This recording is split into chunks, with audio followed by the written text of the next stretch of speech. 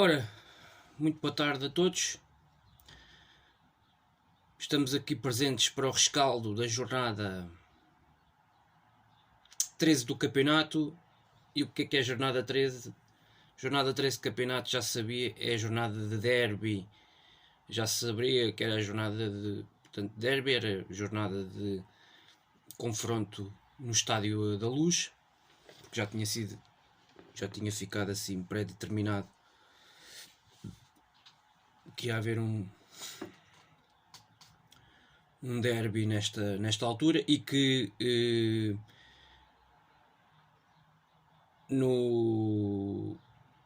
era na segunda volta da primeira volta e na segunda volta da segunda volta, passa a repetição do campeonato, que ia haver as grandes decisões e os jogos mais importantes, à exceção dos confrontos direto entre Futebol Clube Porto e Sporting Porto, que é no início de ambas no início da primeira volta e no início da segunda. Já se sabia mas já se tinha uma noção que os derbys Benfica Sporting, Sporting Benfica e os clássicos Benfica Porto, que iam ser na fase decisiva do campeonato, nas fases decisivas de campeonato, sobretudo da primeira e segundas voltas. Acredito que os derbys e clássicos da segunda volta irão resolver provavelmente o enigma do campeonato, o enigma do campeonato, do título, a questão do título. Os clássicos e derbys da primeira volta, especialmente este no Estádio da Luz e o clássico no Estádio do Dragão, vão determinar quem vai partir em melhor condição para encarar a segunda volta do campeonato. À semelhança do que aconteceu o ano passado, com o derby em Alvalade entre Sporting e Benfica e o clássico no Dragão entre Porto e Benfica, determinou precisamente que o Sporting fosse aquele que partia para a segunda volta em melhor condição para ser campeão, e a partir daí começou a ganhar nesses jogos esse embalo psicológico. Aproveitou o facto do Porto não ter ganho em casa ao Benfica e o próprio Sporting venceu o Benfica em casa nos últimos minutos desse jogo, e a partir daí ganhou uma moral, e depois passou da moral à componente desportiva, ou seja, à diferenciação de pontos resultante do desenvolvimento dos próprios jogos. O que é que se passou neste caso? O que se passou neste caso foi que neste derby na Luz, onde, a meu ver, até comparando com o derby da primeira volta do ano passado em Alvalade, o Sporting foi claramente superior na estratégia do jogo, taticamente, e em todos esses outros momentos do jogo. O Benfica quer-me parecer, tem ali um quarto de hora de qualidade no arranque da segunda parte. A primeira parte não há dúvidas, não é?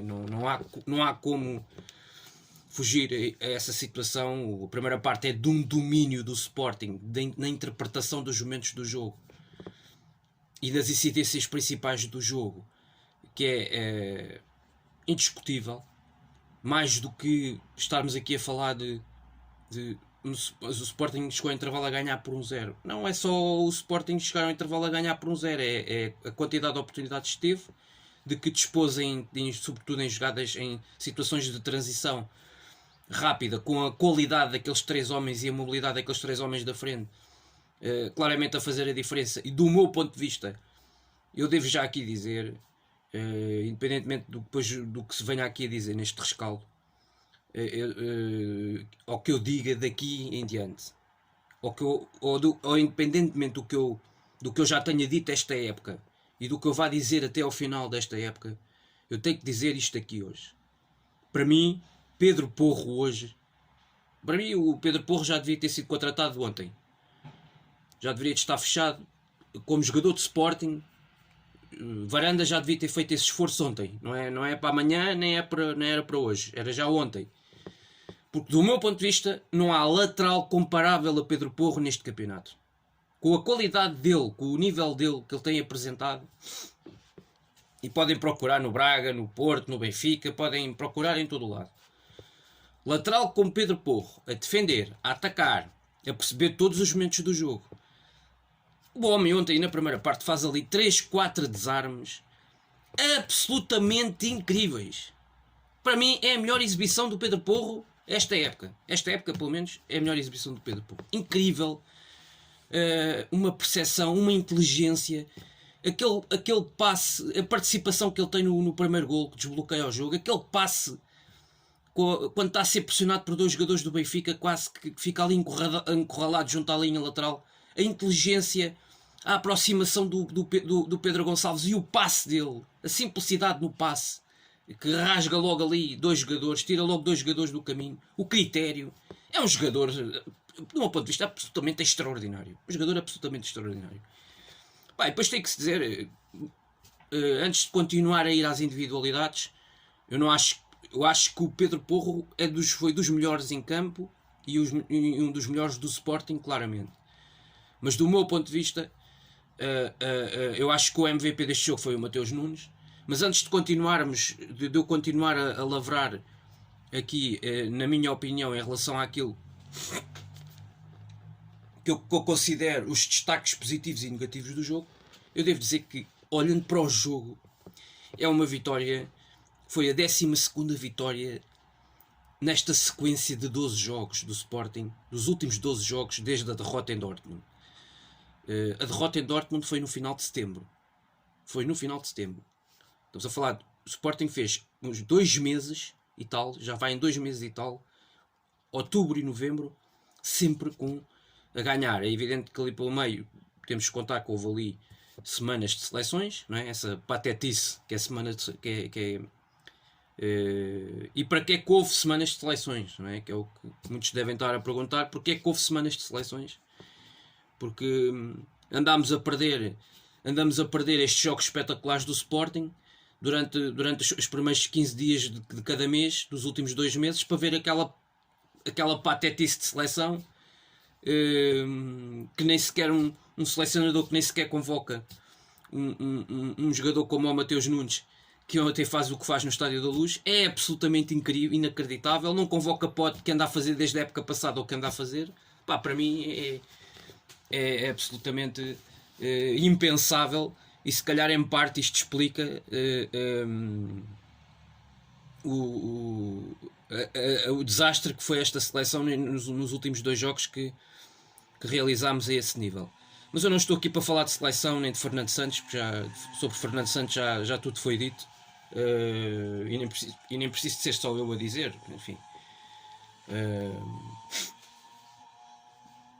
relativamente ao derby, epá, foi uma primeira parte espetacular de uma equipa. Atenção, o Sporting não tinha 2 dos seus pilares da equipa, não só da equipa que foi campeã na época passada, mas sobretudo da equipa que tem deslumbrado esta temporada.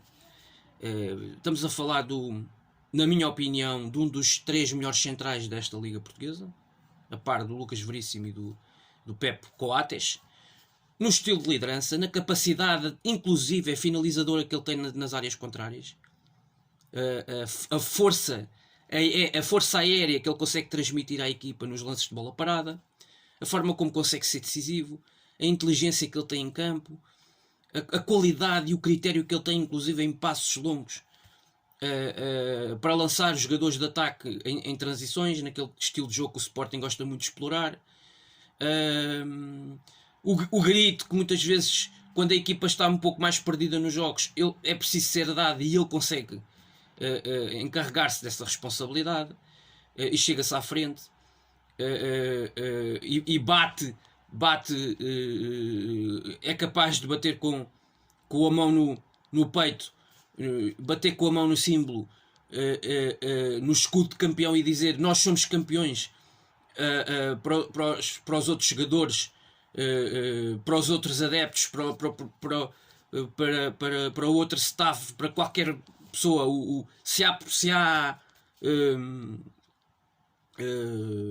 e porque é o capitão de equipa, evidentemente, e se há jogador que tem essa responsabilidade e que tem evidentemente esse perfil para fazer isso, é precisamente Sebastián Coates neste plantel do Sporting. O jogador que tem essa autoridade e essa liberdade, porque eu considero que ele é a extensão do treinador dentro do campo. E de facto no estilo de liderança, nos lances de bola parada, e na primeira fase de construção, o Coates é um jogador que se tem demonstrado absolutamente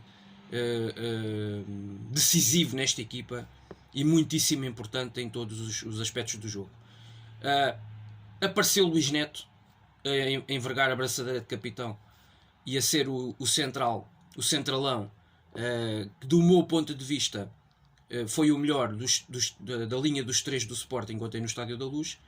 Fez quase que um papel de um Coates improvisado e de facto teve um nível incrível, do meu ponto de vista, espetacular. Foi encarnou esse verdadeiro espírito líder em todos os duelos, em todas as disputas. Ele já tinha feito um jogo interessante com o Tondela, em que faz lá duas ou três recuperações de bola na primeira parte também muito boas. E o Luís Neto é um jogador que não é muito consensual. É um jogador que, mesmo no universo leonino, é um jogador por vezes que comete com facilidade alguns erros. Às vezes tem mais a ver até com situações de desconcentração. Eu lembro-me no ano passado o jogo aqui em Alvalade com o Belenenses, que ele cometeu alguns lapsos, teve alguns erros de posicionamento. Na primeira volta também houve um jogo ou outro que em que ele não esteve assertivo e já inclusive ele faz quase toda a primeira volta e na segunda volta quem pega, destaca na equipa, acaba por ser, é aí que entra o Inácio. Numa fase inicial tenta-se que seja o Eduardo Quaresma o protagonista da equipa, mas acaba por ser Inácio depois que estabiliza, e depois junta-se o Inácio com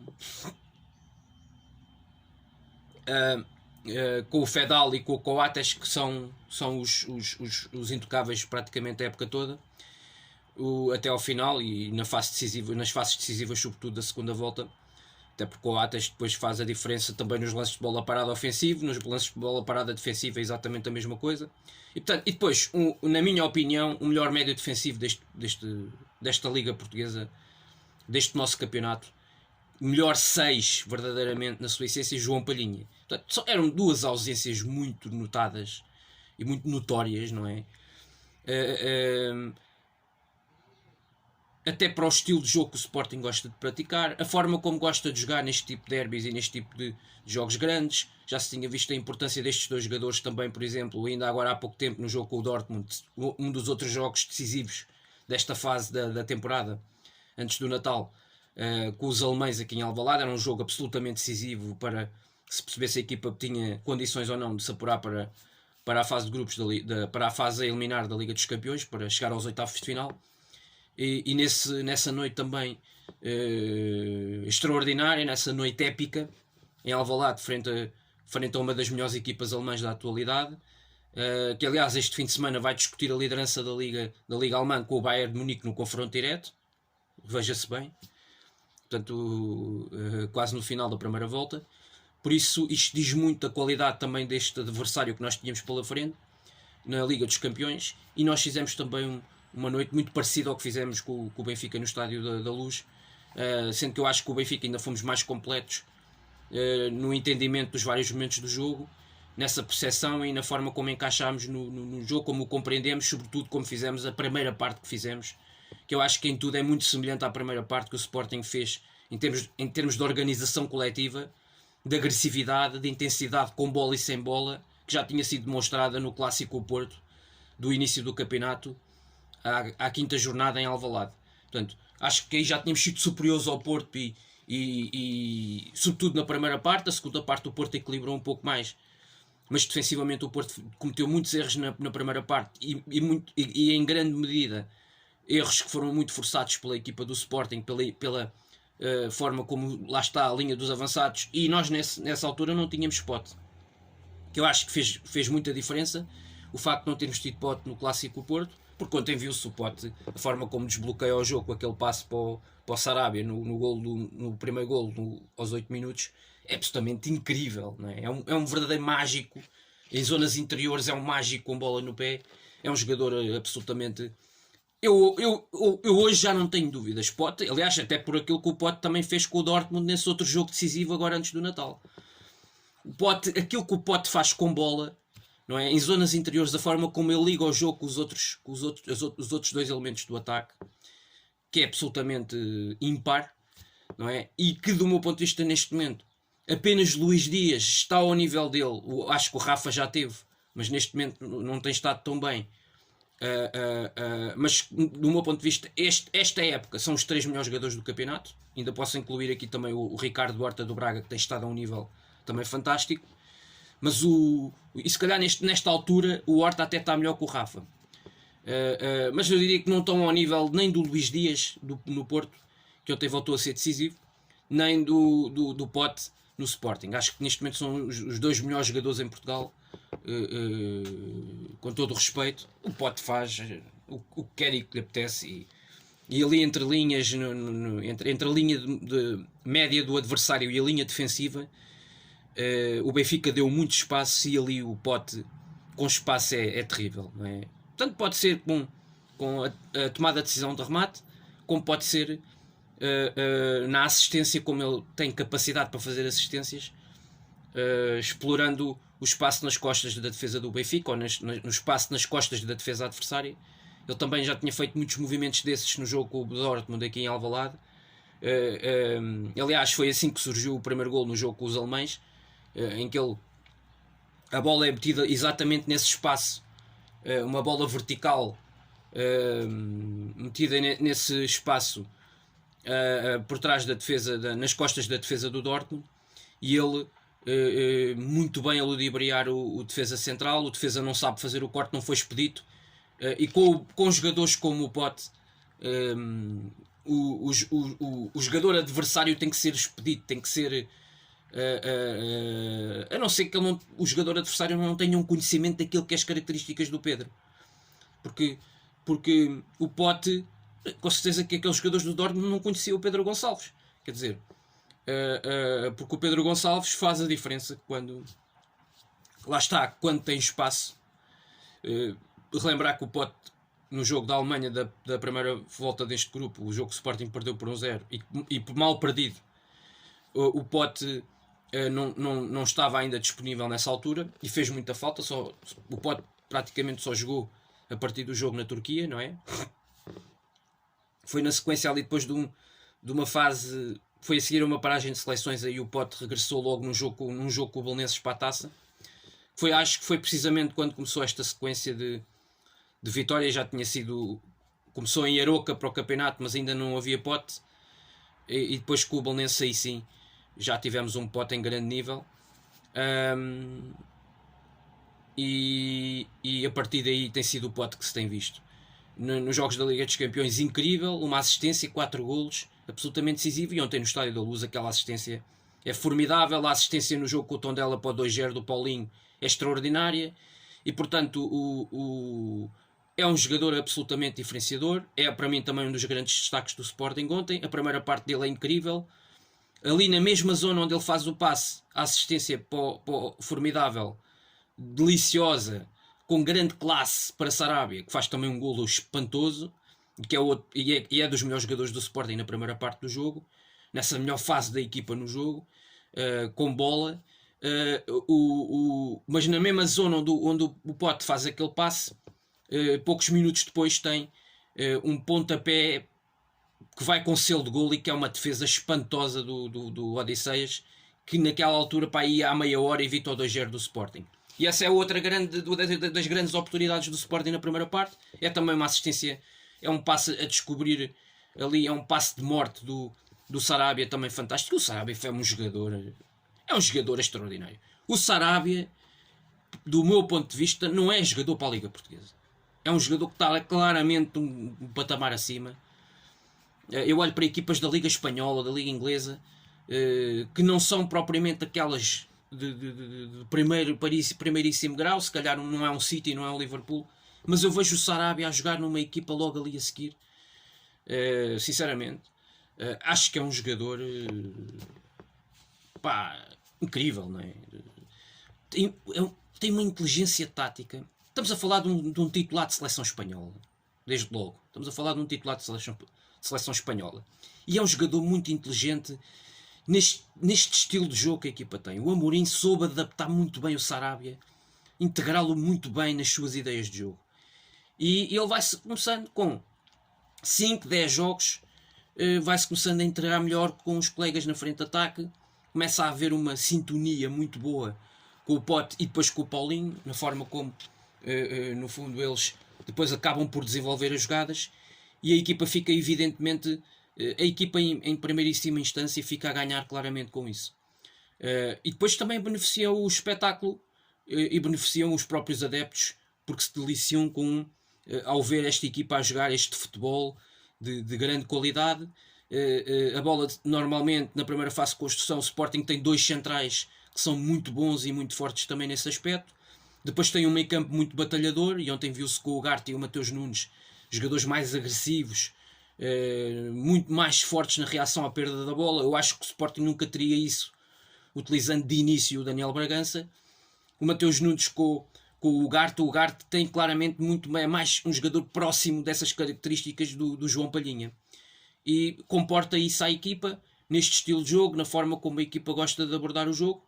E depois tem 2 centrais fantásticos na forma como iniciam a fase de construção, na forma como fazem o passe longo, com muito critério e com muita classe, normalmente sempre a descobrir algum homem solto na frente de ataque normalmente dos 3 homens que desequilibram na frente de ataque do Sporting. Sarabia, Paulinho ou Pote, normalmente nos inícios de jogos é este o trio de ataque, digamos assim, da equipa. É o tal trio chamado PSP, que é o Inácio atrás, a construir na primeira fase de construção, normalmente a meterem bolas longas, que é o Inácio e é o Coates. São muito fortes neste lançamento deste tipo de bolas, e muitas vezes este tipo de construção na primeira fase, este tipo de lançamento de bola, faz a diferença nos jogos, como aliás a equipa tem feito também muitas vezes a diferença nos lances de bola parada. E portanto esta equipa é muito forte a explorar os vários momentos do jogo. Já ganhou jogos com lances de bola parada, já ganhou jogos a desenvolver jogadas coletivas de grande qualidade, com um jogo interior muito forte, a aparecerem 2 ou 3 jogadores num nível sublime. E depois a segunda parte é a complementaridade de Mateus Nunes e Ugarte a destruir e Mateus Nunes a arrasar o meio campo do Benfica. O meio campo do Benfica ontem foi para mim, desde que nesta temporada desportiva que estamos a ver e a acompanhar, para mim é a pior exibição do Weigl. É a pior exibição do Weigl com a camisola do Benfica. Para mim, claramente foi o pior. Foi a pior exibição do Weigl do que a do João Mário, na minha opinião. É evidente que muita gente vai andar a fazer a comparação depois do jogo de ontem, e até por ter havido o confronto direto entre os 2 meios campos das 2 equipas, respectivamente. Vai ser inevitável durante a semana provavelmente andarem a fazer a comparação João Mário e Mateus Nunes. Vejam como um... Só que a questão é que não tem nada a ver um com o outro, em termos das suas características e daquilo que eles dão à equipa. De facto, não tem nada a ver aquilo que um faz numa equipa e aquilo que o outro tem de fazer na outra. E depois não tem nada a ver pelo estilo de jogo das equipas. Embora as equipas joguem e adotem o mesmo estilo, o mesmo sistema tático, digamos assim, isso não mudem, o Benfica é mais atreito a essas mudanças mais sistemáticas, porque o seu treinador, para já, é uma equipa que tem mais soluções no plantel, em termos de quantidade, e isso leva muitas vezes a que o treinador faça mais mudanças e provoque mais nuances no próprio jogo, no plano tático. Por outro lado, o Ruben Amorim pode, consoante as características de um ou de outro jogador, pode provocar algumas nuances, mas raramente muda o sistema tático do jogo da equipa na forma como a equipa o interpreta, independentemente do jogo, ser com o Borussia Dortmund ou com o Benfica, ou ser com o Casa Pia, como vai ser agora na Taça de Portugal. Portanto, isso, ele não muda essas características, esse perfil do sistema em relação no que concerne ao sistema de jogo da equipa, não muda uma vírgula em relação àquilo que são as suas ideias para o jogo da equipa. Agora, os jogadores, evidentemente, depois dentro do campo, a qualidade individual dos jogadores aí sim pode fazer a diferença. Eu já tinha dito aqui no início da época, atenção, sobretudo quando o Sporting contrata o Sarabia, já tinha alertado para este trio de ataque do Sporting titular. Aquilo que iria ser, a partir de determinada altura, quando pode recuperar-se de lesão e quando se entrosasse com a equipa, o Sarabia, com as ideias da equipa, até por aquilo que eu já tinha visto do Sarabia na seleção espanhola, a espaços em alguns jogos, inclusive no próprio europeu, eu já tinha dito o Sarabia, que até já vinha com gols e bastantes gols e assistências no Paris Saint-Germain nas últimas temporadas, e um Paris Saint-Germain com Neymar e Mbappé e Di Maria, e enfim, ainda não tinham Messi nas últimas temporadas, mas já tinham essa malta toda. E mesmo assim o Sarabia jogava, marcava, fazia assistências, portanto era um jogador absolutamente qualificado, e era um jogador que eu já tinha percebido que era um jogador para uma liga bem acima da nossa, bem à frente da nossa, claramente. Era para outro campeonato, para outro tipo de competições. Eu acho que isto ficou comprovado ontem de uma forma clara, assim como acho que ele já tinha feito frente ao Dortmund um grande jogo. É um jogador que está a evoluir imensidões, do ponto de vista tático, do ponto de vista técnico, tem lá tudo. Portanto, o jogador transporta tudo com ele, tem tudo na sua posse.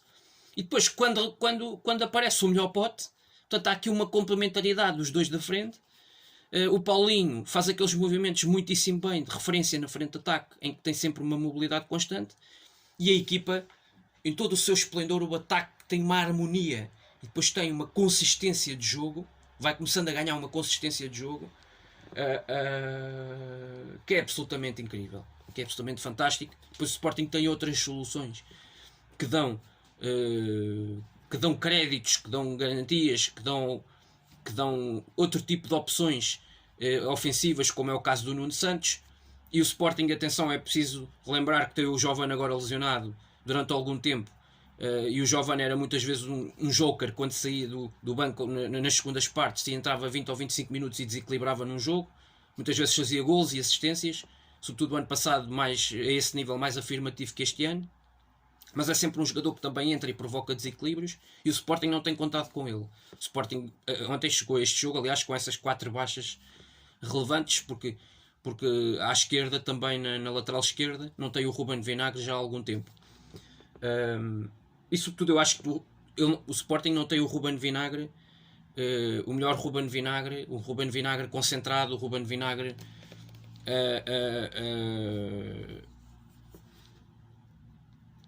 ao seu melhor nível desde o jogo com o Ajax. Eu acho que ele, em termos psicológicos, ficou completamente destruído nesse jogo.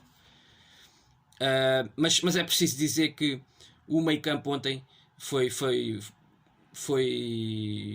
excepcional, sobretudo na segunda parte, quando teve que segurar mais o jogo da equipa, quando o Benfica forçou um bocadinho mais e entrou mais forte na segunda parte e teve ali uma fase que foi superior. Aí eu penso que o meio campo do Sporting aguentou-se ali assim, deram uma maior base de suporte e de apoio à linha dos 3 centrais. O Garte sempre disponível fisicamente e defensivamente, sempre a cumprir com grande qualidade. E depois o Mateus Nunes é aquelas arrancadas típicas. Já o ano passado, no Estádio do Dragão, o Mateus Nunes entrou na segunda parte. O Sporting não tinha criado uma oportunidade clara de golo. Mateus Nunes entra, o Sporting ganha uma bola num lance de bola parada ofensiva a favor do Porto, ganha uma bola de ressalto dentro da área. À entrada da área do Sporting é lançada uma bola se não me engano, pelo Pote, e isto já foi no último quarto de hora do jogo do Dragão. O Mateus Nunes entrou fresco, ganha ali o lance, percebe que a bola é lançada naquela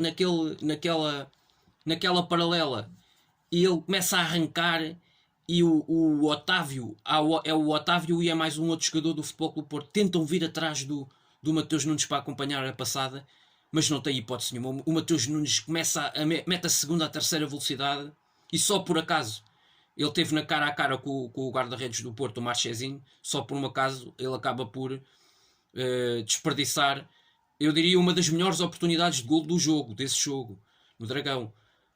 Porque no final acabou por ser claramente das melhores oportunidades de golo do jogo, e que foi criada por esse movimento de contra-ataque quase perfeito, com o Mateus Nunes já em campo, e essa velocidade que ele consegue trazer ao jogo, essas arrancadas, e que ontem vimos 2 ou 3 no Estádio da Luz. De facto, é um médio impressionante. Ele tem uma arrancada com a bola controlada, e depois chega à entrada da área e tem uma tomada de decisão, tem um discernimento. Já depois de fazer uma arrancadas de 40, 50, 60 metros, ele tem uma tomada de decisão que é de um grande médio, um médio com muitas qualidades apuradas, um médio que tu percebes claramente que ele cresceu muito. Um jogador que há 3 anos estava nos distritais a jogar no Ericeirense e que hoje é, do meu ponto de vista, um dos melhores médios, um dos médios em melhor forma em Portugal neste momento. Com uma noção do jogo, uma visão do jogo, uma amplitude de movimentos que é incrível. Ele consegue fazer isto à esquerda, estando à direita, estando ao meio. É um jogador, eu acho que é dos jogadores mais regulares do Sporting esta época, desde o início até agora. Claramente o Mateus Nunes, e para mim é claramente o MVP deste jogo ontem. E sobretudo da forma como ele agarra a equipa na segunda parte e como ele é decisivo nos 2 golos, no espaço de 10 minutos, a assistência e depois o golo, a arrancada que ele tem até à baliza, até ao frente a frente com o Vlaco Dimos, e a forma, a execução fantástica que ele podia ter metido a bola no poste, ele podia ter tentado meter a bola ao segundo poste, e mete ali ao primeiro poste, pumba. Um remate certeiro depois de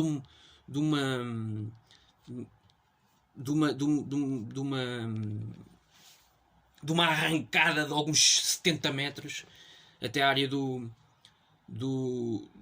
Benfica, e sem ninguém conseguir acompanhar a passada, né? Ele a esse nível não dá a mínima chance, e quando ele tem essa possibilidade é muito difícil parar este jogador, e isto também é o que nos diz, essa agressividade e essa capacidade, essa arrancada que ele consegue ter no jogo, essa capacidade de perfuração, são 2 ou 3 características que, por exemplo, fazem diferenciar muito nesse aspecto do João Mário, por exemplo, que era um jogador muito mais requintado com bola, mais refinado tecnicamente, mas que depois na posição 8 lhe falta isso, neste estilo, neste sistema de jogo do Amorim, porque no fundo as 2 equipas ontem jogavam as 2 em 3-4-3. E eu acho que o Sporting depois na segunda parte explora muito bem, sobretudo as situações de transição rápida, admitindo que o Benfica entrou melhor. O Sporting a dada altura baixa um pouco mais linhas, aceita essa superioridade do Benfica no jogo, estando em vantagem, não podemos esquecer nunca, o Sporting estava em vantagem desde os 8 minutos. No entanto, não deixou de criar oportunidades, mandou uma bola ao poste, que é uma defesa quase milagrosa do Vlaco Dimos. Depois, em cima dos 44, há um gol marcado pelo Paulinho, que estava efetivamente em fora de jogo por poucos centímetros. E depois, a primeira parte do Sporting já é superior ao Benfica.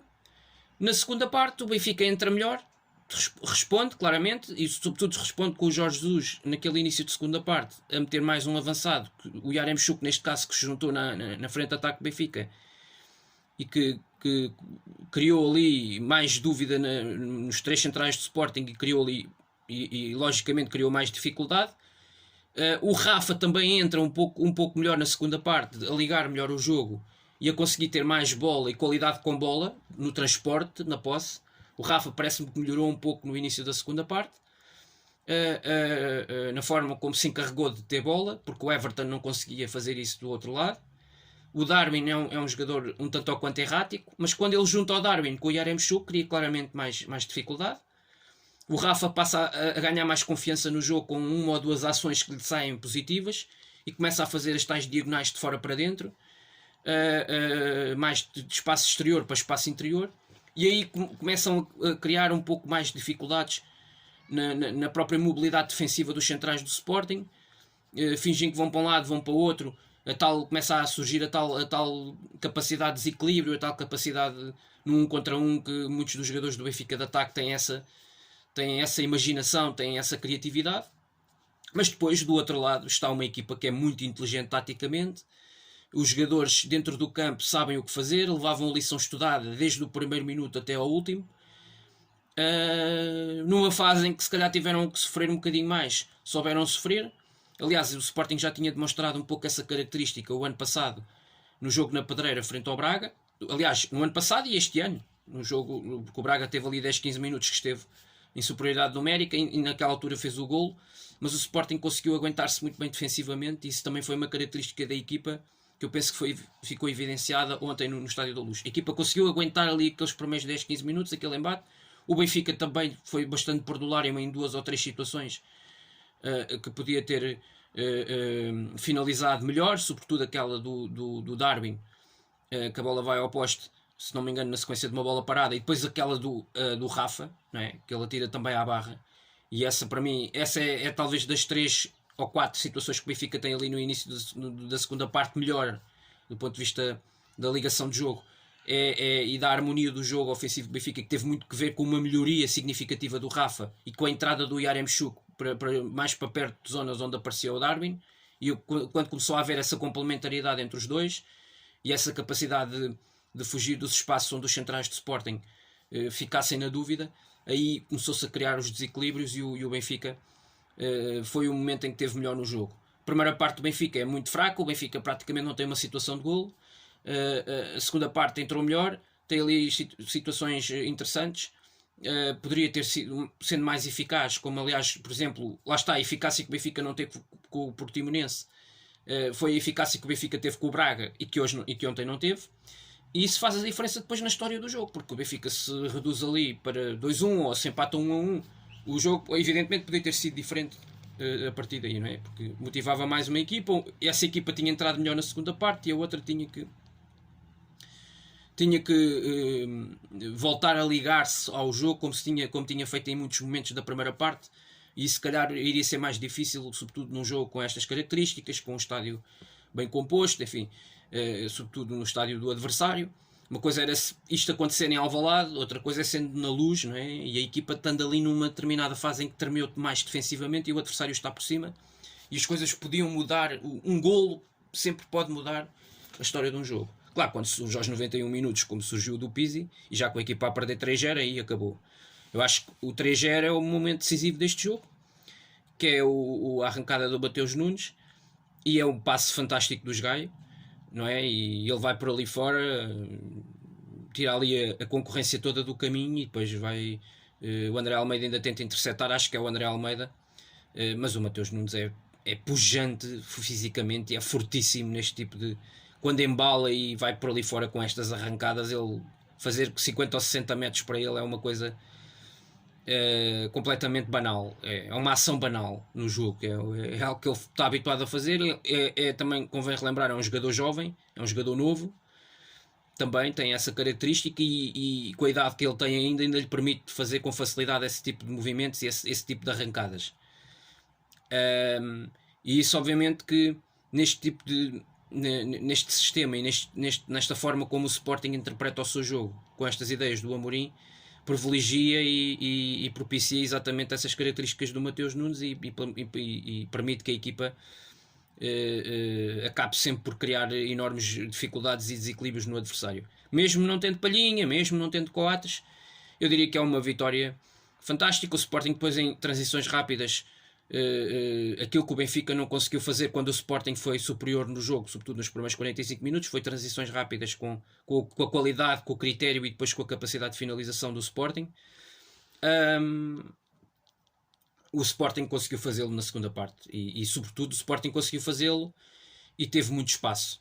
Eu acho que as substituições de Jorge Jesus não resultaram em pleno, sobretudo quando ele tira o Lázaro, desequilibra completamente aquele corredor da equipa do Benfica.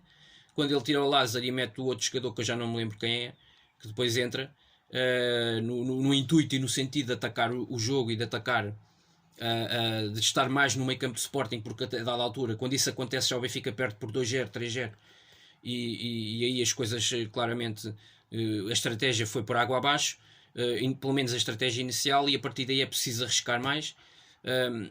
Mas a verdade é que depois desequilibras completamente a equipa defensivamente, e o que tu não vistes no Sporting foi a equipa desequilibrada em nenhum momento. Mesmo quando o Benfica foi superior ali durante 10, 15 minutos, tu nunca vistes a equipa de Ruben Amorim desequilibrada.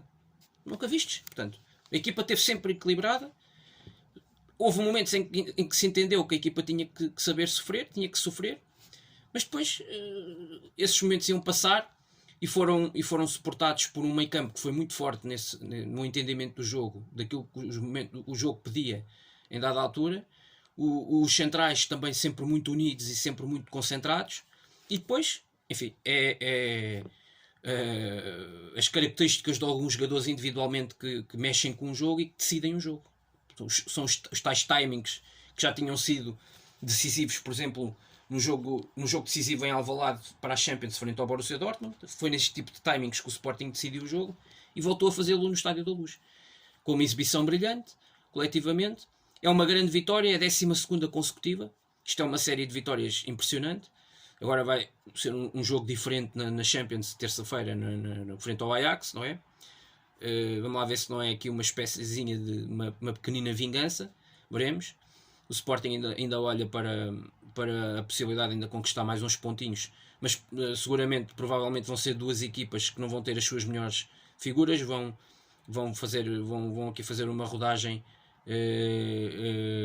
me parece a mim, bem inteligente de parte a parte, até porque já estão ambas apuradas para a fase seguinte da prova, para os oitavos de final. Quanto ainda ao derby, portanto, as figuras negativas, que eu penso que eu não consigo não consigo vos dizer aqui assim claramente uma figura negativa do lado do Sporting. Do lado do Benfica, sim, há variedíssimos candidatos. Para mim, dos piores jogadores ontem, mais uma vez, revelou ser Everton, que aliás, um jogador que custou ao Benfica 20 milhões de euros no mercado de verão de 2020, e que é do meu ponto de vista, tem sido um jogador,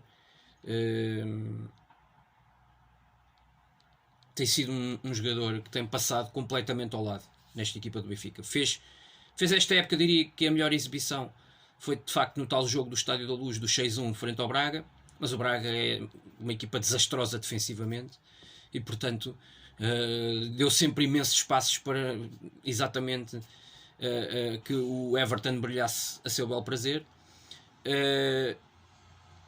Foi um aspecto que eu penso que o Everton teve muito pouco ontem. Teve muito pouco espaço para fazer aquilo que ele mais gosta e para fazer aqueles movimentos onde ele se sente nas 7 quintas.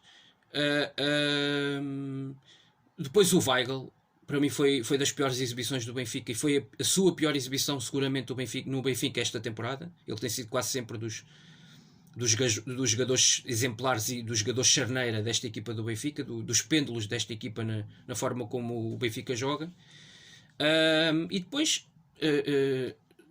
diria que há vários candidatos, mas se tivesse que escolher assim três figuras, escolhia o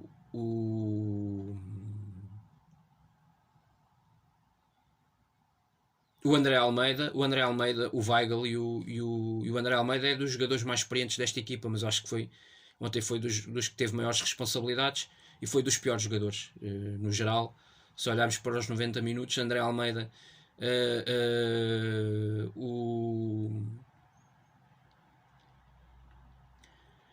e depois para mim, o Weigl e o Everton. E depois para mim, aquelas incógnitas que muitos benfiquistas se perguntam, como é que é possível que o melhor marcador do campeonato, o segundo melhor marcador, aliás, do campeonato da época passada, um jogador que esteve em grande plano na seleção suíça, que chegou até às fases a eliminar do campeonato da Europa, do último campeonato europeu, e que esteve um Seferovic em grande nível, viu um Seferovic em grande nível. Como é que Seferovic não é opção? Seferovic, na segunda volta do campeonato da época passada, era opção. Naquela melhor fase do Benfica, nessa altura, Seferovic era titular. Seferovic decidia muitos jogos. Lembro-me inclusive aquele jogo em Braga, o jogo em casa com o Sporting. E eu pergunto-me como é que é possível, depois de se ver aquele Seferovic, depois de se ver o Seferovic da seleção suíça no europeu, os comportamentos deste jogador, a forma como o jogador liga com os outros, como é que é possível, e depois disso ver as exibições constantes, quer do Yaremchuk, quer do Darwin Núñez, como é que estes dois continuam a ser titulares? Portanto, o Jorge Jesus tem este excesso de jogadores e o homem não sabe como lidar com isto. Tem carradas de jogadores, como aliás já acontecia no Sporting. É carradas de jogadores, é um plantel com 28, 29, 30 jogadores. E depois ele não sabe, tem ali 4 ou 5 avançados, não sabe quem é que há de meter. E na realidade, aquilo que é o mais, para a forma como a equipa joga, aquilo que é o mais eficiente,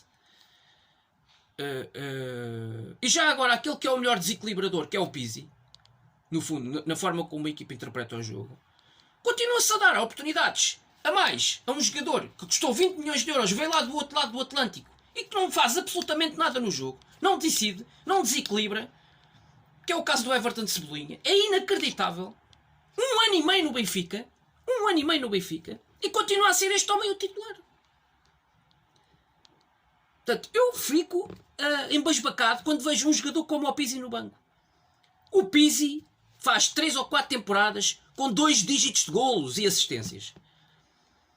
Portanto, é inacreditável. Mas quer dizer, mas o Rui Costa é que tem a responsabilidade. O Rui Costa é que tem aqui a faca e o queijo na mão. Continuar a insistir neste treinador. Um treinador ao qual o Benfica está a pagar uma fortuna. E depois tem 2 jogadores decisivos nas últimas épocas. 2 jogadores que fazem com que a equipa jogue de outra forma no ataque. Na melhor fase da época do Benfica o ano passado, os jogadores em melhor destaque, em melhor plano, foram Pizzi e Seferovic. E são 2 jogadores que estão no banco sistematicamente esta época. Para jogar um Darwin, que foi um jogador que foi contratado ao Almeria da 2ª Liga Espanhola. Um jogador que custou 25 milhões de euros. E eu pergunto, onde é que este jogador vale 25 milhões de euros? É o que eu pergunto. O Benfica insiste em 2 jogadores que custaram, ao todo, os 2, 45 milhões de euros. Meus amigos, 45 milhões de euros. E eu pergunto-me, estes jogadores, no seu todo, naquilo que têm feito, têm demonstrado, valem 45 milhões de euros? Não terá o Benfica precipitado-se?